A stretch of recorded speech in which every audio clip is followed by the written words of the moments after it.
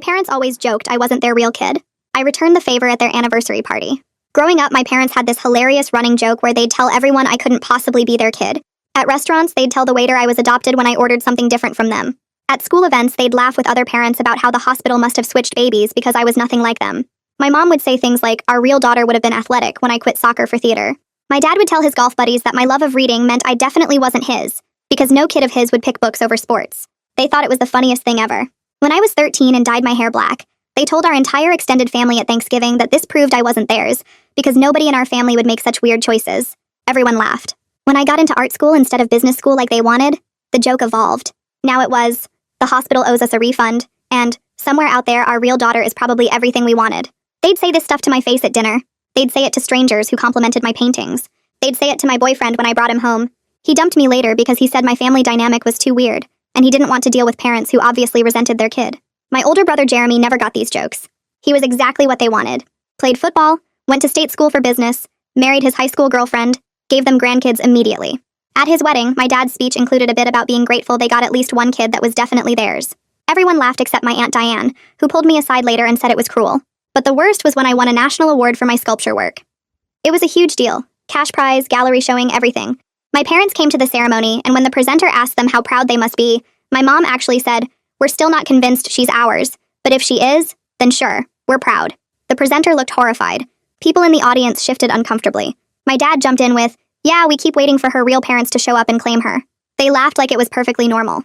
That's when I decided they wanted to play this game. I'd play it better. Their 30th anniversary was coming up and they'd planned this massive party. They asked me to make a speech. I said absolutely. I spent weeks preparing. Not the speech, but everything else. I called my Aunt Diane and asked for all the family photos from before I was born. I found pictures of my mom from right before and after my birth where she looked completely different. I dug up my dad's old yearbook where he had brown eyes, not the green he claimed were dominant in our family. I got creative with some basic photo editing. Nothing crazy, just enough to be convincing.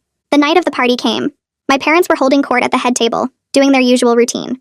Someone complimented them on raising 2 kids, and my mom said, "Well, 1.5, since we're not sure about that one," while pointing at me.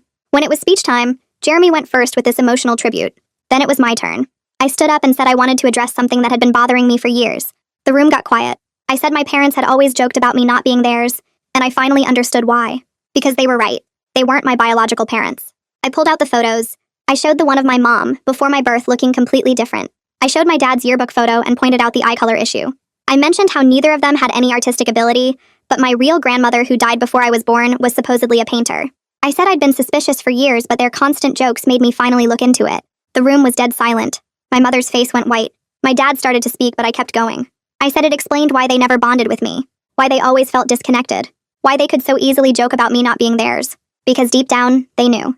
I thanked them for raising me anyway, even though I wasn't their real daughter. I said I understood now why they preferred Jeremy, and I didn't blame them because blood matters. Then I said I was grateful they'd kept me despite knowing the truth. My mom started crying. My dad stood up and shouted that this was ridiculous. Of course I was their daughter. My Aunt Diane was trying not to smile. I opened the envelope slowly. The papers inside were blank. I pulled them out and let them scatter across the floor, white sheets floating down around my feet. My hands wouldn't stop shaking as I looked at my parents and said the words I'd been holding back. I made it all up. The photos were edited. The eye color thing was fake. The grandmother story was a lie. All of it. Every single piece of evidence I just showed them was completely made up. The room went silent for maybe 2 seconds before my mother started screaming.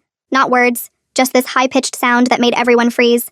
My dad lunged forward, knocking his chair over backwards and started moving toward me with his face twisted up in a way I'd never seen before. Someone's phone came out. Then another. I could see people holding them up, recording everything, and that made it worse somehow. My mom was crying and yelling at the same time, asking how I could do this to them, calling me horrible names in front of everyone.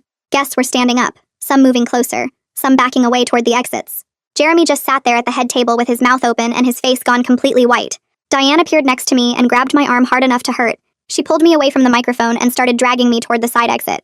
My dad was still coming, pushing past people, and he shouted that I was dead to him, that I was no longer his daughter, that he never wanted to see me again.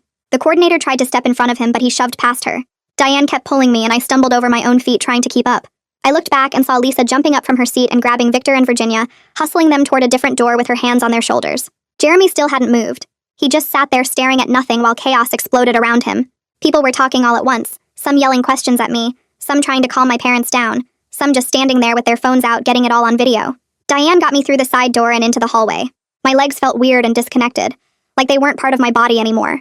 She didn't let go of my arm, just kept moving. pulling me along behind her through the hallway and out into the parking lot. The cold air hit my face and I realized I was sweating. My whole body was shaking, so hard my teeth were chattering. Diane walked me straight to my car and held out her hand for my keys. I dug them out of my purse but dropped them twice before I could get them in her hand. She picked them up and unlocked the driver's side, then pushed me toward it. Drive to my house. You can't be alone right now. I got in and tried to put the key in the ignition, but my hands were shaking too bad. It took 3 tries before I got it started. Diane ran to her own car 2 spots over, and I just sat there for a second with the engine running, staring at the steering wheel. Through the venue windows, I could see people moving around inside, see the chaos I'd left behind. Then Diane pulled up next to me and motioned for me to follow her, so I put the car in drive and did what she said because I couldn't think of anything else to do. Diane's house was only 15 minutes away, but it felt like hours. My hands kept slipping on the steering wheel because they were so sweaty. Every time I stopped at a red light, I could see my reflection in the rearview mirror, and I looked like a stranger. At her house, I parked crooked in the driveway and had to try twice to get the car in the park. She was already at my door opening it, helping me out like I was sick or hurt. Inside her house, she pointed me toward the couch and I sat down. She disappeared into the kitchen and I heard water running, heard her opening cabinets. I just sat there staring at her coffee table, at the magazine spread across it, at a water ring on the wood from someone's glass. Everything felt far away and muffled, like I was underwater. Diane came back with 2 mugs of tea and set one in front of me. She sat down in the chair across from me and didn't say anything. That's when I started crying. Not quiet crying, the ugly kind where you can't breathe right and your nose runs and you make horrible sounds. Diane just sat there holding her mug and letting me fall apart. When I could finally talk, the words came out in this jumbled mess. I told her about the restaurant jokes when I was 8, the Thanksgiving announcement when I was 13, the time they told my date I probably wasn't theirs before we even left for prom, the award ceremony where they made that joke in front of everyone important in my career. Every single time they made me feel like I didn't belong, like I was some mistake they were stuck with. I told her about Brandon leaving because he couldn't deal with parents who treated their kid like a punchline. About all the times I tried to make them proud, and they just made another joke instead. Diane nodded through all of it like she already knew, like she'd been watching this happen for years and just waiting for me to see it too. My phone started buzzing in my purse. Then it kept buzzing. I pulled it out and the screen was full of notifications, texts, and calls coming in so fast I couldn't read them before new ones appeared. Jeremy's name over and over. My cousin Rachel. My mom's sister. Uncle Mike. People from the party. The group chat with my cousins was going crazy. Messages flying past too fast to follow. I opened Jeremy's texts first and immediately wished I hadn't. What were you thinking? Mom is hysterical. Dad punched a hole in the wall. How could you do this? What is wrong with you? Then my aunt, my mom's sister, sending me a long message calling me cruel and selfish and ungrateful, saying I humiliated my parents on their special day, that I should be ashamed, that I owed them a massive apology. More texts coming in. Some cousins asking what happened, some saying they saw videos already posted online, some taking my parents' side, some asking for my side of the story. The buzzing wouldn't stop. Every few seconds, another text, another call. I watched the notifications pile up until my hands started shaking again, and I just turned the whole phone off. The sudden silence felt heavy. Diane looked at me from her chair and I said I couldn't handle reading any more of it right now. She nodded and asked if I wanted more tea. I said yes, even though I hadn't touched the first cup. She got up and went back to the kitchen, giving me space to sit with what I'd just done. The blank papers were probably still scattered on the floor at the venue. My parents were probably still there. Or maybe they'd left, gone home to deal with this away from all those people and their cameras. Jeremy was probably trying to calm everyone down, doing what he always did, being the good kid who fixed things. And I was here on Diane's couch, having just blown up my entire family in front of 50 witnesses with phones. Diane came back and asked me the question I'd been avoiding asking myself. Did you plan this to hurt them? Or to make them understand how much they hurt you? I opened my mouth to say the second one, that I wanted them to understand, to feel what I felt. But sitting there in her living room with the weight of what I'd done settling over me, I realized I didn't actually know the answer. Maybe it was both. Maybe I wanted them to hurt the way they'd hurt me for years. Maybe I wanted them to feel rejected and unwanted and like they didn't belong. Maybe I wanted to watch them squirm in front of everyone the way I squirmed at that award ceremony. The thought scared me because I'd spent my whole life being the quiet one, the one who took the jokes and moved on, the one who didn't cause problems. I didn't think I was capable of planning something that cruel, that calculated. But I had. I'd spent weeks on it. I'd edited photos and made up stories and practiced my speech. I'd known exactly what I was going to do and I'd done it anyway, knowing it would destroy them in front of everyone they knew. That wasn't an accident or a moment of anger. That was revenge, cold and planned and executed perfectly. I looked at Diane and told her I didn't know, that maybe it was both, and she just nodded like that was the answer she expected. I spent the night in Diane's guest room, but I didn't really sleep. Every time I closed my eyes, I saw my mother's face when I admitted I lied, the way it crumpled and twisted. I saw my dad lunging toward me with that expression I'd never seen before, pure rage mixed with something that might have been hurt. I saw the guests with their phones out, capturing everything, posting it online for everyone to see. I saw Jeremy frozen at that table, his perfect life disrupted by his sister's breakdown. The blank papers scattered on the floor kept playing in my mind on repeat. I'd gotten exactly what I wanted. I'd made them feel the way they made me feel. I'd humiliated them publicly the way they humiliated me. I'd rejected them the way they spent years rejecting me. And it felt terrible. Not satisfying or justified or right, just terrible and hollow and wrong in a way I couldn't explain. Around 3 in the morning, I got up and went to the bathroom, caught sight of myself in the mirror. Same face, same person, but somehow different now. Someone who could plan revenge and execute it perfectly. Someone who could hurt people on purpose and watch it happen. I went back to bed but still couldn't sleep. Just lay there staring at the ceiling and replaying everything on an endless loop until the sun started coming up. The phone rang around 8 in the morning and I heard Diane answer it in the kitchen. Her voice was quiet. Then I heard her say my name. She appeared in the doorway of the guest room holding her cordless phone. It's Sloan. She won't stop calling until she talks to you. I took the phone and Sloan didn't even say hello. Just started asking if I was okay, where I was, what happened. She'd seen videos of the party on someone's Instagram story. Multiple someone's apparently, because it was already spreading. She wanted to know if I needed her to come get me. If I was safe. If I'd lost my mind. I told her I was at Diane's and I was fine, and yes, I probably had lost my mind. She said she was coming over and hung up before I could argue. Diane took the phone back and said Sloan was a good friend. I nodded and got up to take a shower, hoping the hot water would make me feel more human. It didn't. After the shower, I knew I had to turn my phone back on eventually. I couldn't hide from it forever. I sat on the edge of the guest bed and pressed the power button, watching the screen light up. Immediately, the notifications started flooding in. 67 messages, 23 missed calls, voicemails, emails. The group chat had over 100 new messages. I scrolled through them slowly, my stomach getting tighter with each one.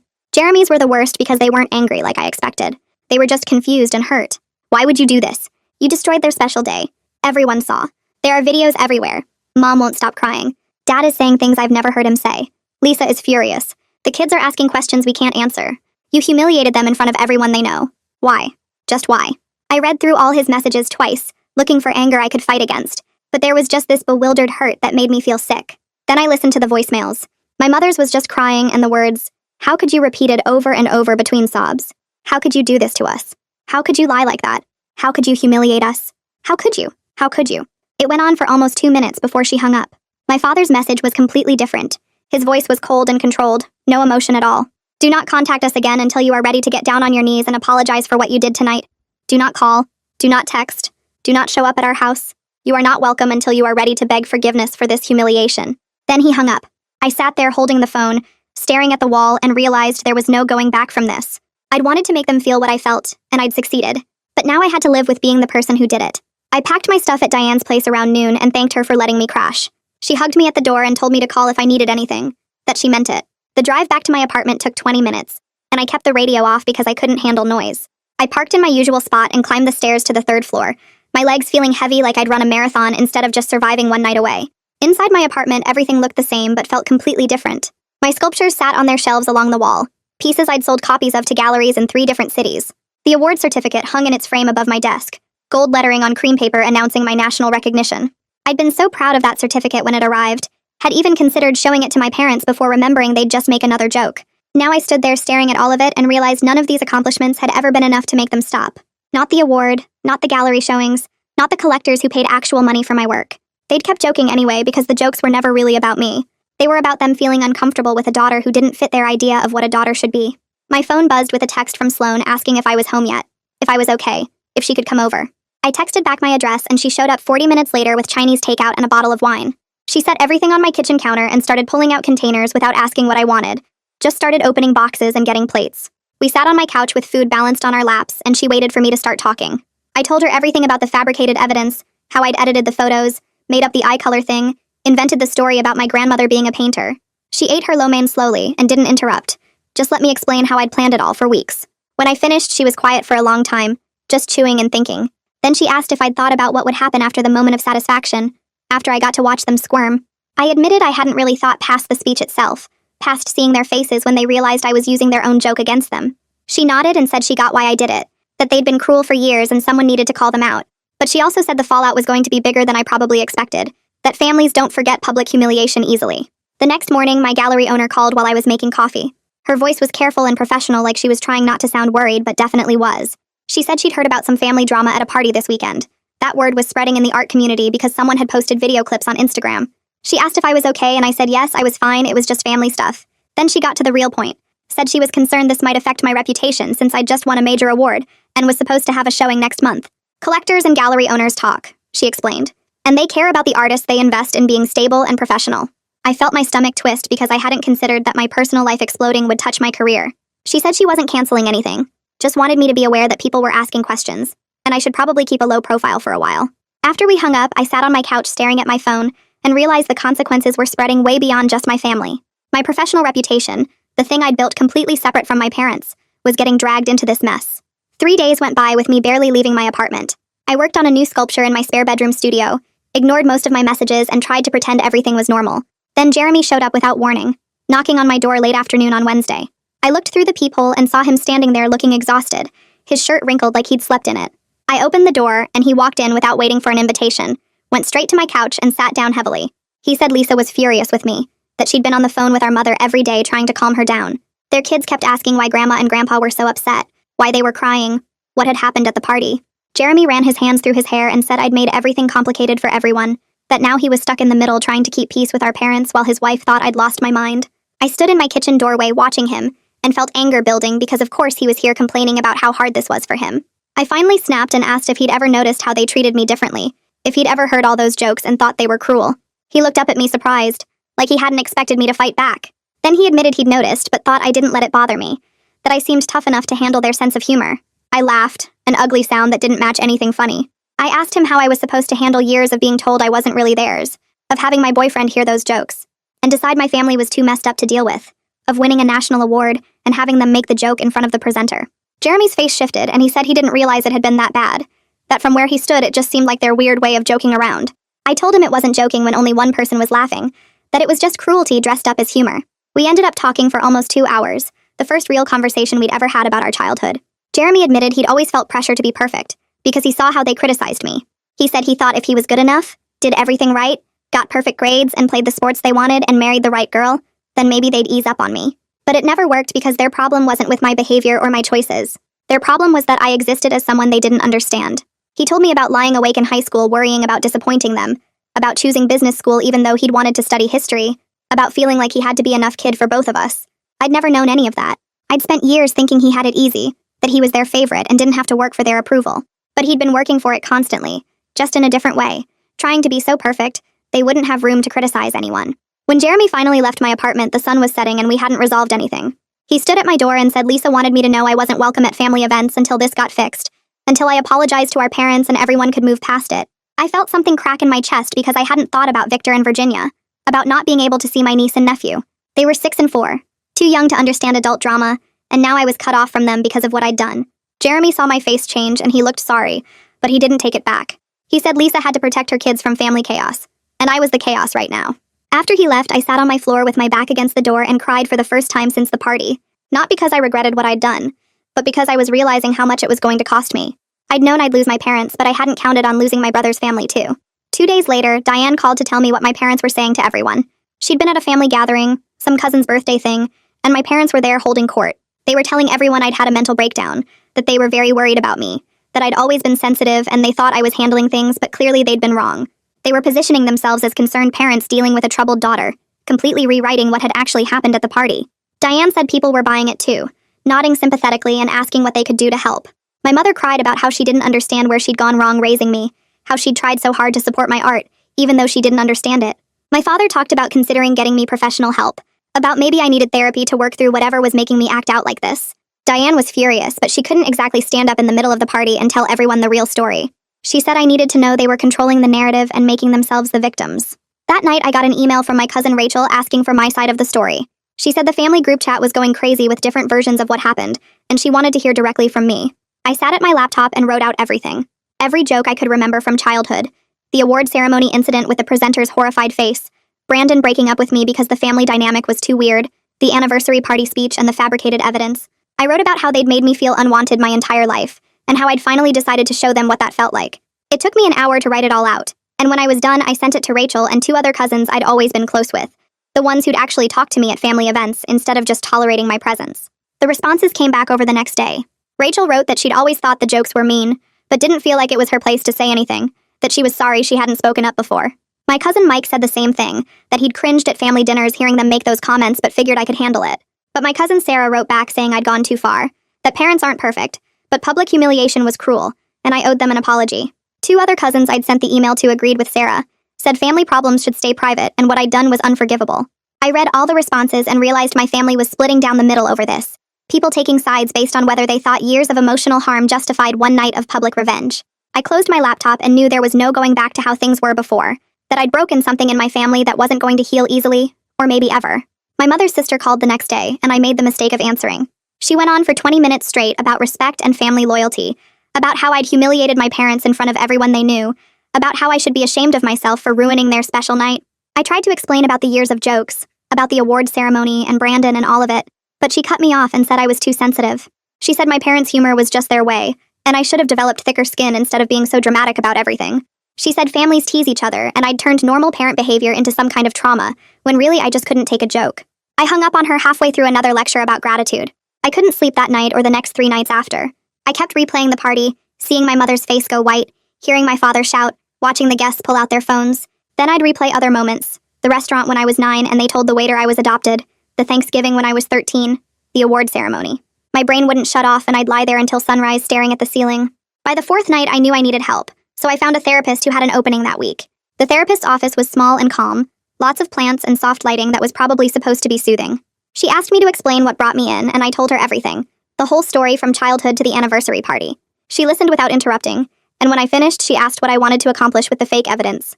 I started to give her the answer I'd been telling myself, about wanting them to understand, but then I stopped. I realized I wanted them to feel as rejected and unwanted as they'd made me feel my entire life. I wanted them to experience that sick feeling in your stomach when someone you love makes you the punchline. I wanted them to know what it was like to be dismissed and mocked and treated like you don't belong. The therapist nodded and wrote something down, and I felt exposed sitting there admitting I'd wanted to hurt them. 3 weeks after the party, I got an email from my father. It came through his lawyer's office email, formal and cold with legal letterhead. The message said that after careful consideration, they'd decided to remove me from their will effective immediately. It was professionally written, no emotion, just facts about estate planning and revised beneficiary designations. I read it twice and then I started laughing, this hysterical laugh that came out of nowhere and wouldn't stop. Of course they'd cut me out of the will. It was the ultimate version of their joke, the final proof that I wasn't really theirs. I laughed until I cried and then I just cried, sitting at my kitchen table with my laptop open to that cold email. Sloan came over the next day to help me pack up family photos. I had maybe 15 pictures total scattered around my apartment, most of them shoved in a drawer. We went through them one by one and I threw most in the trash bag she'd brought. My parents at my high school graduation looking uncomfortable. A family Christmas photo where everyone smiled except me. My mother and father at some restaurant I didn't remember. Into the trash. I kept one photo of me and Diane at my art school showcase, both of us grinning. And weirdly, I kept one of me and Jeremy as kids, maybe 5 and 7 years old, building something with blocks on the living room floor. We looked happy in that one, before everything got so complicated between us. The gallery owner called me the following week about a collector who'd been interested in one of my bigger pieces. She sounded uncomfortable as she explained that he'd backed out of the purchase, citing concerns about my stability. Someone had told him about the family drama, and he didn't want to invest in work by an artist who might be having personal problems. I was furious, absolutely furious, because my personal life was affecting my career, the one thing I'd built completely separate from my family. I'd spent years establishing myself in the art world, and now their damage was spreading into that space too. I told the gallery owner I understood and hung up before I said something I'd regret. Jeremy texted 3 days later saying our parents were going to family therapy and wanted me to join them. I actually laughed out loud reading that message because the idea of them admitting they needed therapy was absurd. My parents thought therapy was for weak people who couldn't handle their own problems. I texted back that I'd think about it, but I wasn't ready, which was true. I couldn't imagine sitting in a room with them right now without completely losing it. Diane called that same night and admitted she was caught in the middle and it was exhausting her. My parents wouldn't speak to her because she was still talking to me, but she refused to cut me off. She said she was tired of family gatherings where people whispered about taking sides, tired of my mother calling her disloyal, tired of being pressured to choose. I told her she didn't have to choose sides, that I didn't want her caught up in this mess. She was quiet for a minute and then she said she already chose sides years ago when she saw how they treated me, that she wasn't abandoning me now just because it was getting harder. I ran into Lisa at the grocery store 2 weeks later, and it was incredibly awkward. We both froze in the produce section, her with a cart full of kid snacks and me with my sad single-person groceries. She asked how I was doing in that polite, distant way people use when they don't really want to know. Then she said the kids asked about me and she didn't know what to say to them. She said Jeremy was stressed trying to keep peace with everyone and she wished I'd just apologized, so things could go back to normal. I stood there holding a bag of apples and realized Lisa didn't actually understand what happened. She only knew Jeremy's version and my parents' version, the one where I was cruel and dramatic for no good reason. I asked if she wanted to hear my side of the story and she hesitated, actually stepped back a little with her cart. She said she didn't think it would help because she needed to support her husband, and she couldn't do that if she understood my perspective too well. Then she said she had to go and pushed her cart away, leaving me standing there alone in produce. My next therapy session, we worked on understanding why I chose public humiliation instead of private confrontation. The therapist asked why I didn't just talk to them first, explain how the jokes hurt me, give them a chance to stop before I retaliated. I admitted I wanted witnesses, wanted other people to see them squirm the way they'd made me squirm at that award ceremony when the presenter looked horrified. I wanted everyone who'd ever laughed at their jokes to see them humiliated and uncomfortable and desperate. I wanted proof that I wasn't crazy or too sensitive, that what they did was actually cruel enough to justify my anger. The therapist asked if I got what I wanted, and I said yes and no, because the satisfaction lasted about 30 seconds before everything else crashed down. 2 days later, I was scrolling through Facebook when I saw my cousin Rachel's post. It didn't name me, but it was obvious. Something about how real family sticks together through hard times and forgiveness is more important than pride. The comments filled up with relatives agreeing, talking about loyalty, and how some people just want attention. I stared at it for maybe 5 minutes, reading each comment, watching more people pile on. Then I blocked Rachel. I blocked her mom, who commented. I blocked 2 other cousins who added their thoughts about respect and family values. My finger hovered over the block button for each one, and I realized something weird. I felt fine. I wasn't angry or hurt or desperate to defend myself. I was just done with people who thought I should quietly accept years of mistreatment, because that's what good daughters do.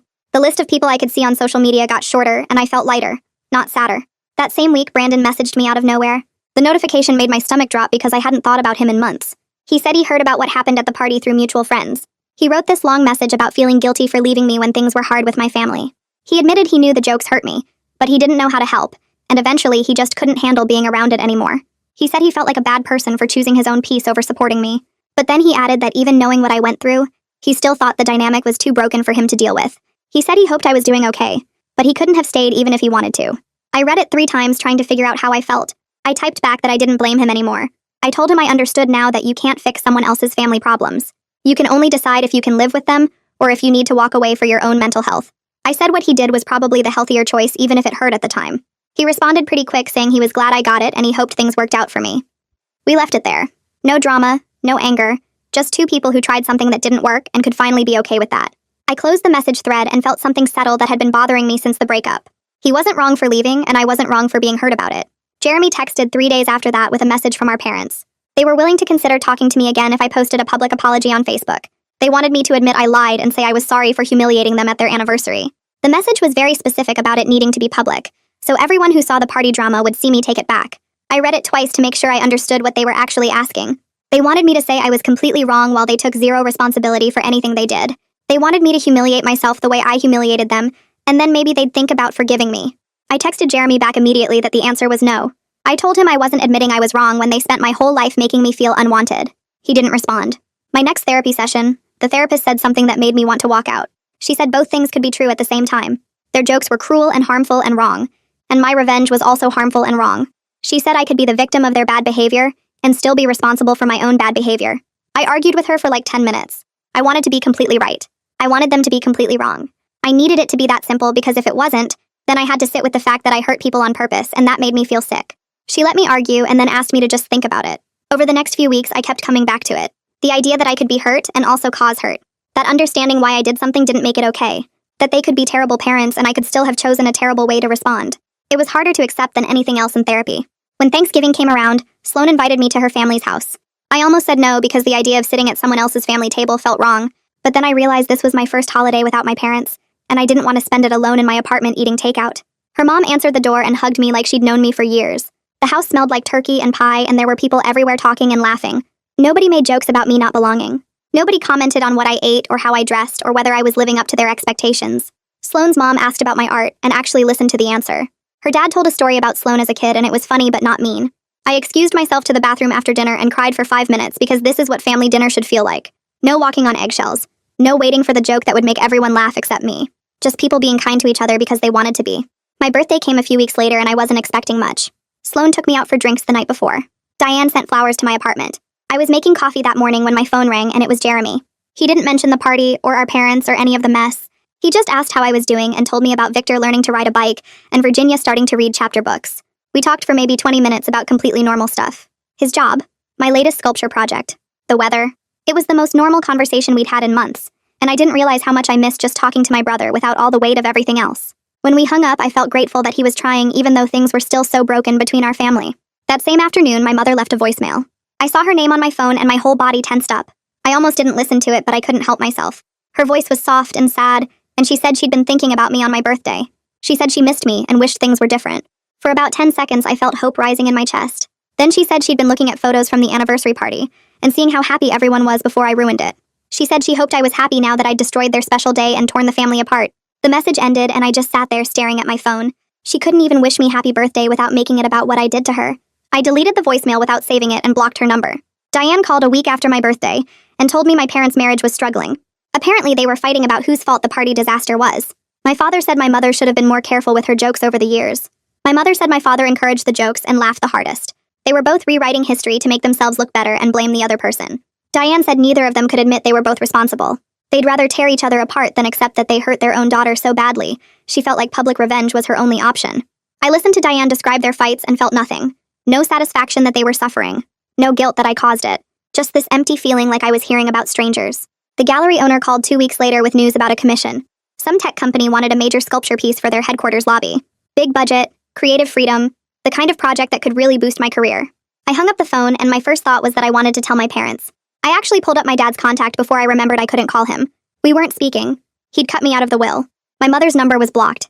This huge professional win, and I had nobody to share it with except Sloan and Diane. It hit me that this was grief. Not the grief of someone dying, but the grief of mourning a relationship with people who were still alive, but completely cut off from me now. I wanted parents who would be excited about my success, and I didn't have that. I might never have that. I put my phone down and sat with that loss until it felt a little less sharp. The next therapy session came 2 weeks later, and my therapist asked if I'd thought about what fixing things with my parents would actually look like. I hadn't really considered it beyond just wanting them to stop being terrible, so I sat there trying to figure out what I'd actually need from them. She handed me a piece of paper and told me to write it down, make a real list of what reconciliation would require. I wrote genuine apology at the top, then acknowledgement of harm underneath it. I added changed behavior and respect for boundaries. I kept writing until I had maybe 10 things on the page, and when I looked at what I'd written, I felt this sinking feeling in my chest. They weren't capable of any of it. My parents couldn't apologize without making excuses or turning it back on me. They couldn't acknowledge harm without minimizing it or claiming I was too sensitive. The list sat there like proof that hoping for a real relationship with them was pointless, and my therapist just nodded like she'd been waiting for me to figure that out myself. 3 days later, Jeremy texted asking if I wanted to come to Victor's birthday party. He said Lisa agreed I could come, but only if I promised not to cause any drama or bring up the anniversary party disaster. I stared at that message for a long time, feeling insulted that they thought I needed that condition, like I was some bomb waiting to go off at a kid's birthday party. But I missed Victor and Virginia so much it physically hurt, so I texted back that I'd be there and I'd keep things calm. Jeremy sent back a thumbs up and the party details, and I spent the next week anxious about seeing everyone again. The party was at their house on Saturday afternoon, and I showed up with a present for Victor. This art kit I knew he'd love. The second I walked in the door, the whole atmosphere changed. Lisa smiled, but it didn't reach her eyes, and she watched me like I might start yelling at any second. Jeremy gave me a quick hug and then immediately moved away to help with the other guests. I played with the kids, helped Victor open his presents, sang happy birthday, and avoided talking to anyone about anything real. Every conversation was surface-level small talk about the weather or traffic or how fast the kids were growing. Lisa's parents were there and they barely acknowledged me, just gave these tight smiles before turning away. I lasted maybe 2 hours before the tension got so bad I couldn't breathe, so I told Jeremy I had to go and left early. Victor looked sad when I said goodbye, and that made leaving even worse. That night, Jeremy texted saying it meant a lot to the kids that I came. He said Victor kept asking when I'd visit again, and Virginia wanted to show me her new chapter books. Then he wrote something that surprised me. He admitted he was trying to figure out how to keep relationships with both me and our parents, and he was starting to realize it was almost impossible because they demanded complete loyalty from him. He said every time he talked to me, they asked what we discussed, whether I'd apologized yet, if I was coming to my senses. He felt stuck in the middle and didn't know how to make everyone happy, and I could tell from his messages that the pressure was getting to him. 2 days later, Jeremy forwarded me a bunch of messages from our parents. They'd found out I was at the birthday party, and they were furious with him for inviting me. My mother wrote that he was betraying them by letting me around the grandchildren, that I was a bad influence who would poison the kids against them. My father's messages were worse. He said Jeremy had to choose sides, that family loyalty meant standing with them against my disrespect and cruelty. He wrote that if Jeremy kept seeing me, then maybe he wasn't the son they thought he was either. I read through all the messages twice and felt sick. They were so controlling, trying to force Jeremy to cut me off completely, working to isolate me from everyone in the family. It wasn't enough that they weren't speaking to me. They needed everyone else to reject me too. My next therapy session focused on trying to understand why they'd made those jokes for so many years. My therapist asked what I thought was really happening when they called me not theirs, and I started working through it out loud. They were insecure about their own lives, disappointed that things hadn't turned out how they planned. I was different from them in every way, and instead of celebrating that or trying to understand me, they rejected it. They made me feel like the problem, because accepting me would mean accepting that their worldview was limited. The jokes weren't about me at all. They were about their own fears and disappointments, their inability to connect with someone who didn't fit their expectations. I sat there in that therapy office realizing my parents had spent my whole childhood making me feel unwanted because they couldn't handle their own insecurity. That understanding didn't make the hurt disappear or fix anything. I still felt all the years of rejection and casual cruelty, but it helped me see them differently. Not as these powerful figures whose opinion defined my worth, but as flawed people who handled their limitations badly. I started feeling less angry about the whole situation and more just sad. Sad that they couldn't be different. Sad that I'd never have the parents I wanted. Sad that we'd all wasted so much time on this toxic dynamic instead of trying to actually know each other. Sloan planned a weekend trip to help me clear my head, and we drove up to this little beach town 3 hours away.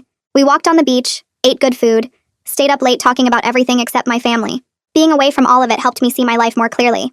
I'd built something good despite my parents, not because of them. My art career, my friendships, my apartment, my whole life existed because I'd worked for it without their approval or support. They didn't give me any of the things that mattered. I'd created my own path and succeeded on my own terms, and that felt powerful in a way I hadn't recognized before. When we got back, Diane called with news that surprised me. She said my parents wanted to meet with me, just the three of us with no lawyers or other family members involved. She thought they might actually be ready to talk for real this time, but she warned me not to expect too much because people don't change overnight. She said they'd been in therapy themselves, and their therapist suggested this meeting, which was the only reason she thought it might be different from their usual blame and deflection. I told her I'd think about it and hung up feeling nervous about the whole idea. I spent 3 days thinking about whether to meet them. I almost texted Jeremy to say no at least 3 times. But finally I decided I needed to hear what they had to say, even if it went badly. I texted Diane back and said I'd meet them at a coffee shop neither of us usually went to, somewhere neutral where we wouldn't run into people we knew. She set it up for the following Saturday at 10 in the morning. The days leading up to it I felt scared and anxious, wondering if this was a mistake, if I was setting myself up for more hurt. But I kept the appointment in my calendar and told myself I could at least listen to what they wanted to say before deciding anything. Saturday morning I walked into the coffee shop 10 minutes early and picked a table in the back corner where nobody would hear us if things got loud. My hands were shaking when I ordered my coffee and I spilled some on the counter because I couldn't hold the cup steady. I sat down facing the door and watched people come in, checking my phone every 30 seconds even though I knew what time it was. My parents arrived together at exactly 10, both looking older than I remembered from just a few months ago. My mother's eyes were red like she'd been crying that morning, and my father's jaw was tight in that way it got when he was trying not to show he was upset. They sat down across from me without ordering anything, and we just stared at each other for a minute that felt like an hour. My mother started crying almost immediately, pulling tissues from her purse and dabbing at her eyes. My father cleared his throat twice before speaking, and said they'd been thinking about everything that happened. He said they never meant to hurt me with the jokes and they thought I understood they were just kidding around. My mother nodded and said she was shocked when I did that thing at their party because she really believed I knew they loved me even if they teased sometimes. I felt my chest get tight listening to them because they still weren't getting it. My father said he was hurt that I would make up lies and embarrass them in front of everyone they knew. He said their friends had been calling asking if everything was okay, and they didn't know what to tell people. My mother added that some of their relatives stopped talking to them because they thought the fake evidence was real. I realized they'd spent the whole time since the party focused on how my revenge affected them, not on why I did it in the first place. I started listing every single thing I could remember. The restaurant when I was 8 and ordered pasta instead of steak. The soccer field when I quit, and my mother told the other parents I must not really be hers. The Thanksgiving when I was 13 with the black hair. The award ceremony where they said they weren't sure I was theirs right in front of the presenter and the whole audience. My ex leaving because he said my family was too weird. Every dinner, every holiday, every time they introduced me to someone new with that same joke. My mother kept interrupting me trying to explain what they really meant each time. She said the restaurant thing was just funny because I was such a picky eater. She said the award ceremony comment was their way of showing they were proud in a joking way. She said they never thought I took it seriously because I seemed fine. I finally snapped and told her I didn't care what they meant. I said intentions don't matter when you spend years making your kid feel unwanted. I said impact is what counts. And the impact was that I grew up thinking they wished they had a different daughter. My father's face got red and he started to argue, but I kept going. I told them about the nights I cried in my room wondering what was wrong with me. I told them about trying so hard to be different, to like the things they liked, to fit what they wanted. I told them I gave up on that when I realized nothing I did would ever be good enough because I wasn't built the way they expected. My father was quiet for a long time after that. He stared at his hands on the table and I could see him working through something in his head. Finally, he said maybe they were too hard on me sometimes. He said I was so different from them and from Jeremy, and they didn't really understand why. He said they didn't know how to connect with a kid who liked art and books and theater when they were all about sports and business. He admitted they probably handled it badly, but he stopped short of actually saying sorry. It wasn't a real apology, but it was the first time he'd ever admitted any fault at all. My mother was nodding, but she looked uncomfortable, like she wanted to argue but knew she couldn't. I felt something shift in my chest. Not forgiveness exactly, but maybe the smallest bit of understanding that they were just people who screwed up, not monsters who hated me on purpose. I told them I couldn't keep having a relationship where I was the punchline of their jokes. I said I couldn't be around people who treated my differences like defects, or made me feel like I had to prove I was good enough to be part of the family. I said every time they made those comments, it reminded me that I didn't fit their picture of what a daughter should be, and I was done feeling bad about that. They both looked really uncomfortable and shifted in their seats. My mother said she would try to do better. She said she didn't realize how much the jokes bothered me, and she'd be more careful about what she said. My father nodded and said they could work on it. I knew these weren't big promises, and I didn't totally believe them, but at least they were acknowledging something needed to change. We sat there for another 20 minutes talking in circles about the past and what went wrong. We didn't fix anything or resolve the years of hurt. There was too much history for one conversation to make it all better. But before we left, my father suggested maybe we could try family therapy together. He said they'd been seeing someone on their own, and the therapist thought it might help if I joined them. I was surprised they'd gone to therapy at all, since they usually thought that stuff was pointless. I told them I wasn't promising anything, and I wasn't saying we'd definitely fix our relationship. I said I'd give therapy a chance to see if anything could be saved, but they needed to understand I might decide it wasn't worth it. They both agreed, and we exchanged numbers for the therapist, so I could set up an appointment. Walking out of that coffee shop felt weird, like nothing was resolved, but maybe something small had started. The first family therapy session 2 weeks later was awful. We sat in this small office with comfortable chairs and a box of tissues on every table. The therapist was a woman probably in her 50s who seemed nice enough when I met her in the waiting room. But once we all sat down together, my parents spent the entire hour defending themselves. My mother explained how the jokes were just their family's sense of humor. My father talked about how I was always so sensitive and took things the wrong way. Every time the therapist tried to get them to talk about how their words affected me, they circled back to their intentions and how they never meant any harm. The therapist had to redirect them constantly, asking them to focus on my experience instead of their explanations. I left that session feeling completely drained and wondering if this was even worth the energy. I sat in my car in the parking lot for 15 minutes before I could drive home because I felt so tired from fighting to be heard. The second session 3 weeks later went a little better though. The therapist started by setting ground rules about listening without interrupting and focusing on feelings instead of blame. She asked my father directly about why he made jokes about me not being his kid. He was quiet for a while and then said something I didn't expect. He admitted the jokes came from feeling disconnected from me. He said when I was little he tried to bond with me over sports and outdoor stuff like he did with Jeremy, but I wasn't interested in any of it. He said he didn't know how to relate to a daughter who wanted to read and do art instead of playing catch or going fishing. The jokes became his way of dealing with that disconnect, even though he knew now it was wrong. It wasn't an excuse for years of making me feel unwanted, but at least it was honest. I could see him struggling to say it, and I realized this was hard for him too in a different way. My mother had a much harder time taking any responsibility. She spent most of the third and fourth sessions deflecting and explaining. But finally in the fifth session she admitted something that surprised me. She said she felt threatened by my independence and creativity. She said watching me succeed at art and build a career doing something she didn't understand made her feel less important somehow. She said the jokes were her way of feeling less inadequate, which was twisted logic, but at least she was acknowledging she'd been wrong. The therapist helped her see how she'd been projecting her own insecurity onto me, making me carry the weight of her disappointment with her own life. It didn't fix everything, but it helped me understand the jokes were never really about me at all. After 3 months of weekly therapy sessions, we reached this fragile understanding between us. My parents were actually working on changing how they talked to me and about me. They'd catch themselves starting to make a joke and stop. My mother called me twice just to ask how I was doing without any cutting comments. My father sent me an article about a sculptor he saw featured in a magazine. These were small things, but they felt big after years of nothing. I was working on trusting that the changes might actually stick this time. We started having dinner together once a month with the therapist there to help guide our conversations. The therapist taught us how to communicate without falling into old patterns. My parents learned to ask about my work instead of dismissing it. I learned to give them a chance to be different instead of assuming the worst. It was slow and sometimes painful, and we had setbacks where old habits came back. But we kept showing up to therapy and kept trying. Jeremy called me one night sounding relieved that we were at least talking again. He said it had been really hard being stuck in the middle and he was glad we were working on things. Lisa started warming up to me again too after months of being cold. She invited me to a barbecue at their house and actually talked to me like a normal person, instead of someone who might cause problems. The kids got really excited when they saw me, running up and hugging me and asking where I'd been. Victor wanted to show me his new bike, and Virginia wanted me to see her room that they'd repainted. Being around them reminded me why I'd pushed through all the uncomfortable therapy sessions and difficult conversations. Watching them laugh and play made me realize that keeping some kind of relationship with my family was worth the work, even if it would never be perfect or easy. My next gallery showing came up 6 months into therapy, and I sent my parents an invitation without really expecting them to come. But they showed up 20 minutes after the opening started, looking uncomfortable in their dress clothes and staying near the entrance like they might need to escape. I watched them from across the room as they looked at my sculptures, actually stopped and read the descriptions, and my mother even took out her phone to take a picture of one piece. My father stood in front of my award-winning sculpture for almost 5 minutes, just staring at it, and when an older couple came up and asked him about it, he told them I was his daughter, and that he was proud of my work. The words came out stiff and awkward like he was reading from a script, but he said them. The couple asked more questions about my art, and my father answered them, talking about how I'd been doing sculpture since college, how I'd won a national award, and he didn't make a single joke about me not being his real kid, or wishing I'd done something else with my life. I had to walk away to the bathroom because I felt tears coming, and I didn't want to cry in the middle of my own gallery opening. Diane found me in the hallway outside the bathroom dabbing at my eyes with a tissue, and she just pulled me into a hug without saying anything. When we went back inside, she stood with me near the refreshments table, and we watched my parents slowly make their way around the gallery, and I saw her wipe her own eyes. She told me she'd spent years worrying about me, watching my parents treat me like I was some kind of mistake, and she'd felt helpless because calling them out only made them defensive. She said seeing us all in the same room being civil, watching my father actually tell strangers he was proud of me, meant more to her than I probably understood. I thanked her for never giving up on me, for being the one person who consistently saw how cruel the jokes were and called it out even when it made family gatherings tense. She squeezed my hand and said she'd do it all over again because I deserved to have at least one person in my corner.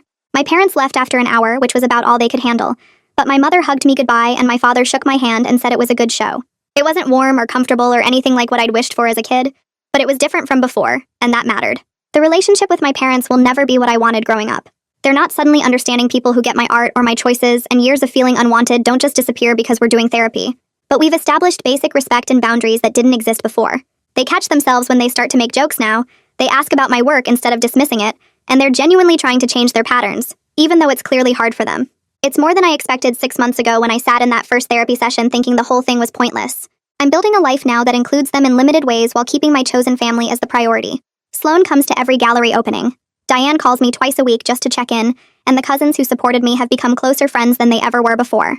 I see my parents once a month for supervised dinners.